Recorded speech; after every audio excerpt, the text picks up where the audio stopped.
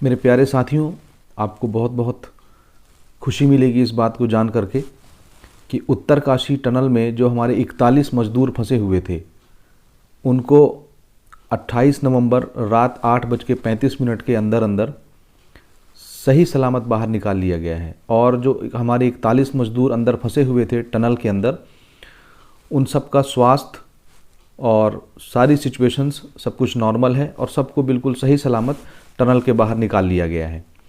आपको बताता चलूं कि ये जो मज़दूर हैं, ये उत्तरकाशी में जो एक टनल बन रही थी जो 4 धाम यात्रा को कनेक्ट करती है, और एक बाईपास बनाया जा रहा था, ऐसे समझ लीजिए 4 धाम की यात्रा को थोड़ा छोटा करने के लिए। इससे हमारे कई किलोमीटर के सफ़र बचते और 1 से 1.5 घंटे का सफ़र आसान हो जाता। तो पहाड़ को काट के एक टनल बनाया जा रहा था। उस टनल में 41 मज़दूर अंदर काम कर रहे थे। अचानक से ये जो 4.5 किलोमीटर का टनल है, लगभग इसके 4 किलोमीटर का काम कंप्लीट हो चुका था और आधा किलोमीटर वो मुश्किल बचा था, और अचानक से इसका एक हिस्सा नीचे ढह गया और ढहने की वजह से अंदर 41 मज़दूर जो है वो फंस गए। जी हाँ, सिलक्यारा का ये जो उत्तरकाशी टनल है, ये पूरी तरह से बैठ गया, पूरी मिट्टी अंदर चली गई और जो मज़दूर उसके अंदर काम कर रहे थे वो पूरी तरह से फंस गए। अब उनका बाहर आना पूरी तरह से मुश्किल हो चुका था। अब ये बात है 12 नवंबर 2023 की, जब हमारे यहाँ दीपावली मनाई जा रही थी। तो जहाँ पूरा देश दिवाली के नज़ारों में खोया हुआ था और दिवाली के पटाखों में मसरूफ़ था, और वहीं दूसरी तरफ देखिए ये मज़दूर टनल के अंधकार में अंदर गुम हो चुके थे, अंदर फंस चुके थे। अब 12 नवंबर को ही सुबह 5:30 बजे से लेकर के उनके रेस्क्यू ऑपरेशंस शुरू कर दिए गए और एक के बाद एक प्लान बनाए गए और एक एक प्लान एग्जीक्यूट किए गए।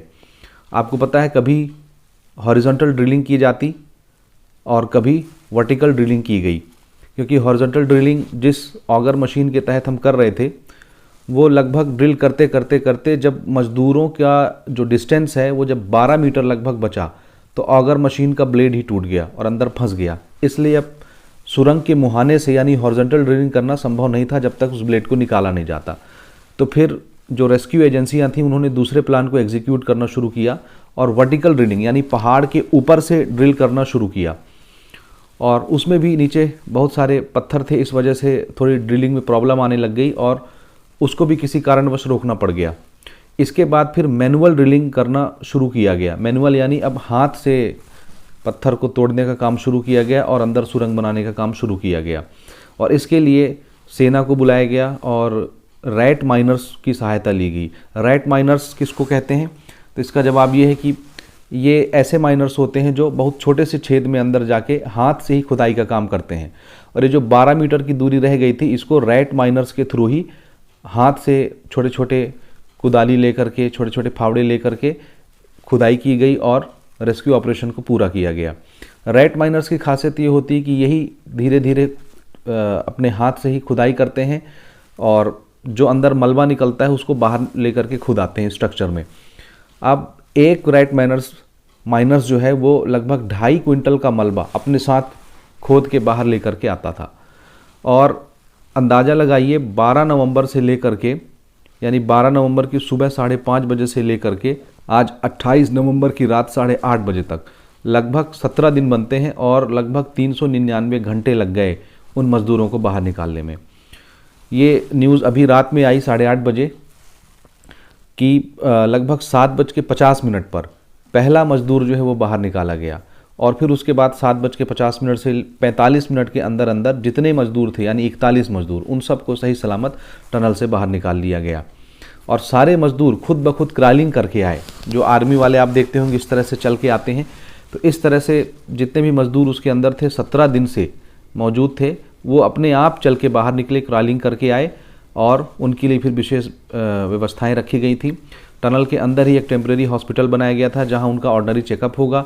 उसके बाद वहां से 30 से 35 किलोमीटर दूर एक और हॉस्पिटल में 41 बेड की बहुत अच्छी व्यवस्था की गई थी। और ये पूरा रास्ता जो है टनल से लेकर के हॉस्पिटल तक का जो 30 से 35 किलोमीटर का है, उसको ग्रीन कॉरिडोर घोषित किया गया था, यानी वहाँ कोई जमघटा नहीं लगेगा, कोई ट्रैफिक जाम नहीं होगी। जब जैसे ही मजदूर बाहर निकलेंगे एम्बुलेंस में इनको बैठाया जाएगा और एम्बुलेंस उनको लेकर के 35 किलोमीटर दूर हॉस्पिटल के लिए रवाना होगी। तो बीच में कोई भी ट्रैफिक उनके बाधा के तौर पे सामने नहीं आएंगे, इसलिए इसको ग्रीन कॉरिडोर जो है वो घोषित किया गया था। अब जितने भी मज़दूर निकले सभी मज़दूरों का हाल समाचार तो आप सुन चुके कैसे हैं, सब स्वस्थ हैं, अच्छे हैं।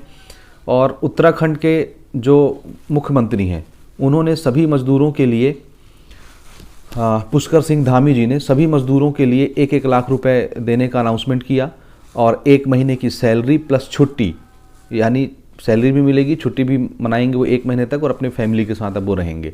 तो ये अनाउंसमेंट उनके लिए किया गया है। मोदी जी भी समय समय पर इन मज़दूरों की हाल खबर लेते रहे और उन्होंने पूरे देश को बधाई दिया। आप स्क्रीन पर देख सकते हैं कि मोदी जी ने क्या लिखा है अपने ट्विटर हैंडल पर कि उत्तरकाशी में हमारे श्रमिक भाइयों के रेस्क्यू ऑपरेशन की सफलता हर किसी को भावुक कर देने वाली है। टनल में जो साथी फंसे हुए थे उनसे मैं कहना चाहता हूं कि आपका साहस और धैर्य हर किसी को प्रेरित कर रहा है। मैं आप सभी की कुशलता और उत्तम स्वास्थ्य की कामना करता हूं। यह अत्यंत संतोष की बात है कि लंबे इंतजार के बाद अब हमारे ये साथी अपने प्रियजनों से मिलेंगे। इन सभी के प्रियजनों ने भी इस चुनौतीपूर्ण समय में जिस संयम और साहस का परिचय दिया है उसकी जितनी भी सराहना की जाए वो बहुत कम है। मैं इस बचाव अभियान से जुड़े सभी लोगों के जज्बे को भी सलाम करता हूँ।